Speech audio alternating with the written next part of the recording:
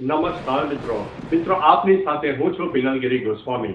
અત્યારે જ્યારે દક્ષિણ પશ્ચિમ ચોમાસું ગુજરાતના અનેક વિસ્તારોને આવરી લીધું છે, ત્યારે દક્ષિણ ગુજરાત અને સૌરાષ્ટ્રના મોટા ભાગના વિસ્તારોને ચોમાસાએ આવરી લીધું છે।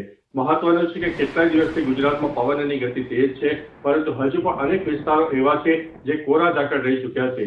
મિત્રો મહત્વનું છે કે ચોમાસું થોડું અટકેલું હતું, હવે ધીમે ધીમે આગળ વધી રહ્યું છે અને સૌરાષ્ટ્ર અને દક્ષિણ ગુજરાતના મોટા ભાગના વિસ્તારોને આવરી લીધું છે। મધ્ય ગુજરાતમાં પણ ચોમાસાએ એન્ટ્રી કરી લીધી છે।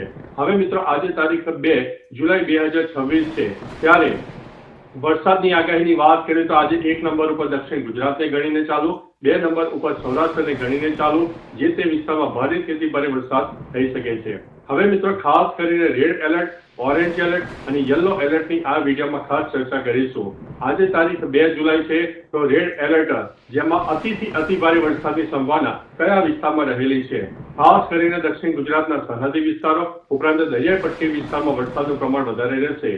સુરત, નવસારી, વલસાડ, ડાંગમાં તો રેડ એલર્ટ આપવામાં આવ્યું છે, એટલે વરસાદ થશે, તોફાની પવન થશે, થંડરસ્ટોર્મ એક્ટિવિટી થશે, એટલે થોડા સાવચેત રહેજો, એલર્ટ રહેજો।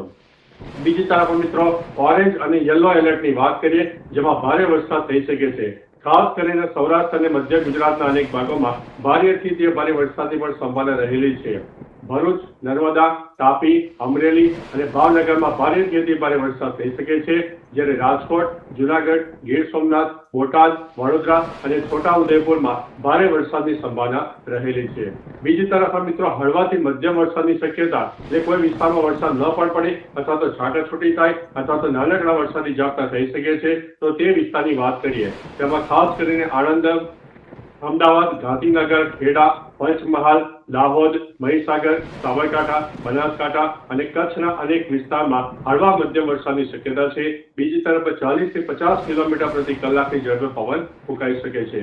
મહત્વનું છે કે આગામી 5 દિવસ દરિયા કિનારી પટ્ટીમાં રહેતા, એટલે કે માછીમારી કરતા જે માછીમારો છે તેમને દરિયો ન ખેડવા માટે અમારા ચેનલ વતી વિનંતી છે, કારણ કે દરિયો તોફાની બનશે, દરિયામાં કરંટ આવશે, એટલે કે ખૂબ મોજા ઉછળશે અને ભારે નુકસાની થઈ શકે તેવી સંભાવના છે। એટલે દરિયા પટ્ટી વિસ્તારના લોકો થોડા સાવચેત રહેજો, એલર્ટ રહેજો। બાકી વરસાદનું નવું ને અપડેટ તમારા સાથે અમે લઈને આવતા રહીશું। ત્યાં સુધી અમને રજા આપશો।